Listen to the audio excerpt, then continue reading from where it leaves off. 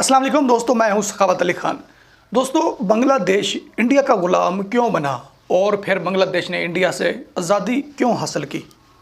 पहले बांग्लादेश इंडिया का ग़ुलाम बन गया और फिर बांग्लादेश ने इंडिया से आज़ादी हासिल की। दोस्तों, ऐसा क्यों हुआ, आज इस प्रोग्राम में बड़ी बड़ी हकीकत खुलने वाली है। तो उससे पहले चैनल को सब्सक्राइब कर लें और लाइक ज़रूर करें। दोस्तों, जब पाकिस्तान आज़ाद हुआ ना, गोरों से आज़ाद होने के बाद पाकिस्तान के दो टुकड़े हो गए, दो हिस्सों में बट गया। एक हिस्सा बांग्लादेश बन गया और एक हिस्सा ये पाकिस्तान जिसमें हम रह रहे हैं। वो टुकड़ा जो बांग्लादेश था इंडिया का ग़ुलाम बन गया। इंडिया का ग़ुलाम क्यों बना दोस्तों, किसने बनाया? ये इंटरनेशनल मीडिया है, इंडिया मीडिया, ये जो दिखा रहा है कि बांग्लादेश ने अपना तराना तब्दील कर दिया है और बांग्लादेश ने अपना परचम भी तब्दील कर दिया है। तो दोस्तों, बांग्लादेशियों ने यह कहा है कि यह तराना और परचम ये इंडिया ने बनाया था। ठीक है, हमारा तराना भी इंडिया ने लिखा और हमारा परचम भी इंडिया ने बनाया, इसलिए हम दोनों चीज़ें जो हैं वो तब्दील कर रहे हैं। तो दोस्तों, इंटरनेशनल मीडिया ने जो खबर चलाई है वो इंडिया का मीडिया है। पहले वो देखें, फिर आगे बढ़ते हैं। पाकिस्तान के प्यार में ये नया बांग्लादेश किस कदर दीवाना हो चुका है, आप ये भी देख रहे हैं कि बांग्लादेश का जो नेशनल एंथम है और नेशनल फ्लैग है वो दोनों ही हटाए जाने चाहिए और उनकी जगह नया नेशनल एंथम और नया नेशनल फ्लैग इनोवेट करना चाहिए।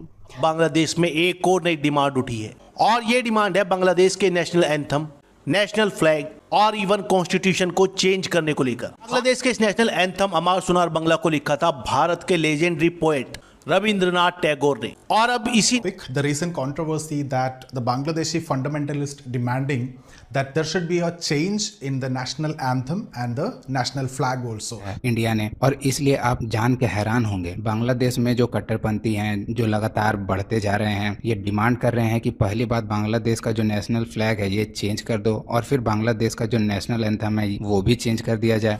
क्या बांग्लादेश की यूनुस सरकार का रिमोट पाकिस्तान से ऑपरेट हो रहा है? बांग्लादेशी कट्टरपंथियों का ये मानना है कि बांग्लादेश का जो नेशनल एंथम है which was actually written by our respected Rabindranath Tagore, Bangladeshi national anthem which is written by Rabindranath Tagore, who's the यानी बांग्लादेश का जो नेशनल एंथम है अमर सुनार बांग्ला, उसे भारत ने थोपा है बांग्लादेश पर। इनको एक ऐसा नेशनल एंथम चाहिए जहां पर इस्लाम रिलीजन पर ज्यादा फोकस किया गया हो। और यहाँ पे आप नोट कर पाओगे पाकिस्तानी ऑफिशियल्स और जो पाकिस्तानी गवर्नमेंट है ये बहुत सारा इंटरेस्ट शो कर रही है आज के समय बांग्लादेश पर। ऐसे में इस डिमांड का उठना। दोस्तों, बांग्लादेशी अब इस बात को लेकर खुशी मना रहे हैं कि हम इंडिया से आज़ाद हो गए हैं। ठीक है, एक बड़ा सवाल है मेरा कि बांग्लादेशियों को इंडिया का ग़ुलाम किसने बनाया था?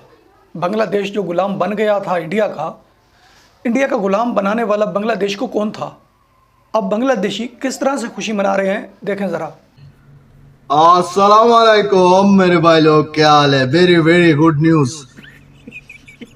हमारा बांग्लादेश का जो प्राइम मिनिस्टर है शेख हसीना, उन्हें तो इस्तीफा दे दिया। इंशाल्लाह हम अभी आजाद हैं, हम अभी इंडिया से आजाद हैं, हम अभी इंडिया से आजाद हैं।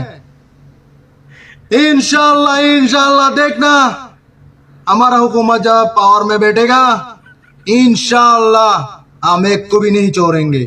दोस्तों, इस बात की खुशी मना रहे हैं कि हम इंडिया से आज़ाद हो गए हैं। जिस तरह पाकिस्तान 47 में गौरों से अलहदा हुआ, वजूद में आ गया, तो पाकिस्तानियों ने खुशी मनाई कि हमारा मुल्क आज़ाद हो चुका है। अब हम अपने मुल्क में जो मर्ज़ी कर सकेंगे, हमें रोकने वाला कोई नहीं है, हम किसी के ग़ुलाम नहीं हैं। पाकिस्तानियों ने खुशी मनाई, लेकिन पाकिस्तान अभी तक आज़ाद नहीं हुआ। दोस्तों, बांग्लादेशी खुशी मना रहे हैं कि हम इंडिया से आज़ाद हो गए हैं। मोदी ने जो जुल्म बरसाए वो ज़ख्म अभी भी दुखते हैं।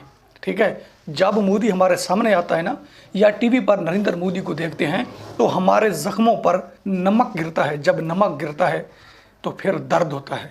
नरेंद्र मोदी हमारे सामने ना आए। दोस्तों, ये बिला वजह नरेंद्र मोदी को निशाना कर रहे हैं बांग्लादेशी। मेरे भाई हैं, मुसलमान हैं, मैं तो बांग्लादेशियों के हक़ में हूँ ना, बट ये जो निशाना कर रहे हैं नरेंद्र मोदी को, ये गलत कर रहे हैं। ये कह रहे हैं कि नरेंद्र मोदी ने ज़ख्म लगाए हैं। दोस्तों, इनको नरेंद्र मोदी ने ज़ख्म नहीं लगाए।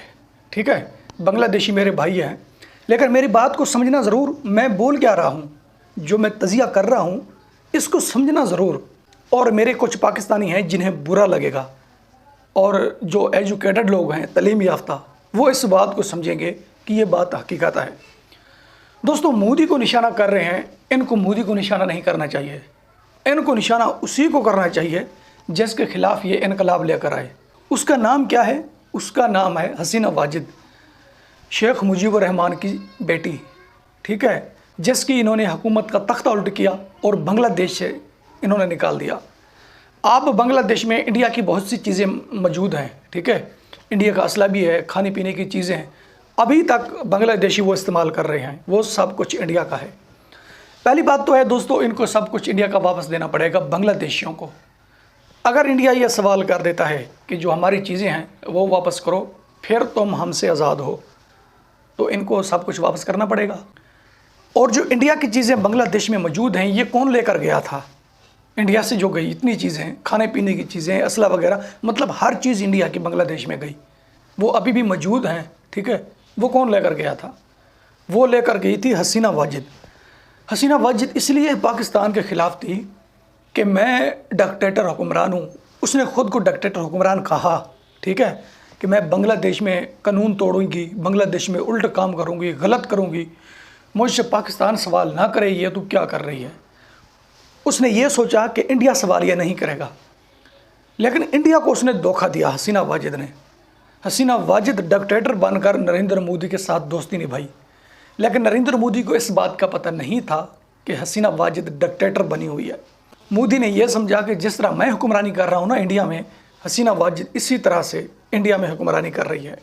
उसने मोदी को धोखा दिया, उसने बांग्लादेश की आवाम को धोखा दिया। दोस्तों, हसीना वाजिद ने जो काम किए, अब जो मेरे पाकिस्तान में मेरे हुक्मरान कर रहे हैं, हसीना वाजिद इसी से रिलेटेड सब काम किए, ठीक है। जो डिक्टेटर होता है ना, उसे पता नहीं होता कि मैं मुल्क में क्या कर रहा हूँ।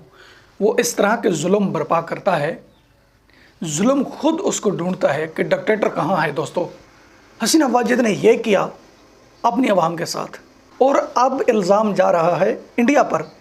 ये इल्ज़ाम इंडिया पर दोस्तों नहीं जाना चाहिए, ये इल्ज़ाम हसीना वाजिद पर जाना चाहिए। दोस्तों, फिर बांग्लादेश सवाल उठाता है कि जब हसीना वाजिद की हुकूमत का तख्ता उल्ट किया गया तो नरेंद्र मोदी ने हसीना वाजिद को क्यों बचाया मरने से? दोस्तों, नरेंद्र मोदी ने अक्लमंदी की, ठीक है, नरेंद्र मोदी ने बचाया हसीना वाजिद को। तो नरेंद्र मोदी ने गलत नहीं किया था, उसने ठीक किया था। उसको पता था कि अब ये गलत कर चुकी है, मुझे पता नहीं था कि ये पहले गलत कर रही है। अगर नरेंद्र मोदी को इस बात का इल्म होता कि हसीना वाजिद गलत कर रही है, तो वो हसीना वाजिद को रोकता कि ये तो काम कर रही है, यह गलत है, इसका नतीजा बहुत ही गलत निकलेगा, क्योंकि वो बहुत अक्लमंद लीडर है नरेंद्र मोदी। नरेंद्र मोदी लगातार 3 बार हुक्मरानी करते आ रहे हैं, इंडिया के प्राइम मिनिस्टर हैं अब तीसरी बार। जहां नरेंद्र मोदी की सोच काम करती है, वहां पाकिस्तानी हुक्मरानों की और बांग्लादेशी हुक्मरानों की सोच काम नहीं करती। दोस्तों, नरेंद्र मोदी 100% हैं और पाकिस्तानी बांग्लादेशी हुक्मरान 30% भी नहीं है। दोस्तों, उनकी सोच बहुत बड़ी है, लेकिन उनको पता नहीं चला था कि ये अपने मुल्क में क्या कर रही है। उसने सब काम दिखा दिए। अब जो जुल्म का अब धुआं अभी भी निकल रहा है, जब किसी जगह पर आग लगती है ना, तो कुछ दिन बाद भी वहाँ से धुआं निकलता रहता है, पता चलता है कि यहाँ आग लगी हुई थी। उस धुएं को देखकर अब लोग कह रहे हैं कि ये नरेंद्र मोदी ने जुल्म बर्पा किया था। दोस्तों, नरेंद्र मोदी ने नहीं किया था, हसीना वाजिद ने किया था, ठीक है। ये बात रही यहाँ। तो दोस्तों, बात है तराना और परचम की। परचम भी तब्दील किया जा रहा है और तराना भी तब्दील किया जा रहा है कि ये इंडिया की ईजाद है ये इंडिया ने किया था। मैं तो खुश हूँ कि बांग्लादेश आज़ाद हो गया है। मुझे इस बात का पता नहीं था कि बांग्लादेश जो है ये इंडिया का गुलाम है। अब पता चला है बांग्लादेश की आवाम की आवाज़ सुनकर कि बांग्लादेश इंडिया का गुलाम था। अब बांग्लादेश इंडिया से आज़ाद हो चुका है। मुझे भी खुशी है, ठीक है, कि बांग्लादेश आज़ाद हो गया है। और मैं इस बात को भी देख रहा हूँ कि पाकिस्तान कब आज़ाद होगा। बांग्लादेश तो आज़ाद हो गया है ना, पाकिस्तान के 2 टुकड़े हैं ना, एक ये जहाँ हम बैठे हैं, दूसरा वो बांग्लादेश। एक टुकड़ा आज़ाद हो गया है और दूसरा टुकड़ा आज़ाद होने वाला है। अब हम इस बात को देख रहे हैं। और मेरे बांग्लादेशियों को ये पैगाम है कि ठीक है, पंजाब भी तब्दील करो और तराना भी तब्दील करो, लेकिन ये इल्ज़ाम नरेंद्र मोदी पर ना लगाओ। नरेंद्र मोदी का जुर्म नहीं है, जुर्म सारा ही हसीना वाजिद का है, ठीक है। तो जो बड़ा लीडर होता है ना, जिसकी इज़्ज़त होती है, जब उनके ख़िलाफ़ दूसरी कंट्री की पब्लिक बोलती है तो फ़र्क आता है इज़्ज़त में। ठीक है। फिर उनसे आलमी दुनिया सवाल करती है कि ये तुमने क्या किया दूसरी कंट्री के साथ, फिर उसी के मुल्क की आवाम उसके ख़िलाफ़ हो जाती है। नरेंद्र मोदी एक आलमी लीडर है, वो बेगुनाह है, हकीकत है, इल्ज़ाम उन पर ना लगाया जाए। आज़ादी हासिल करो, जो मर्ज़ी करो, ठीक है, आप आज़ाद हैं, हमें भी खुशी है, लेकिन जो हक़ की बात है वो करो, ठीक है। बात हक़ की करूँगा, चाहे कोई मेरा मुखालिफ है, चाहे कोई मेरा करीबी है, ठीक है। जो गलत करेगा ज़रूर कहूँगा इसने गलत किया है।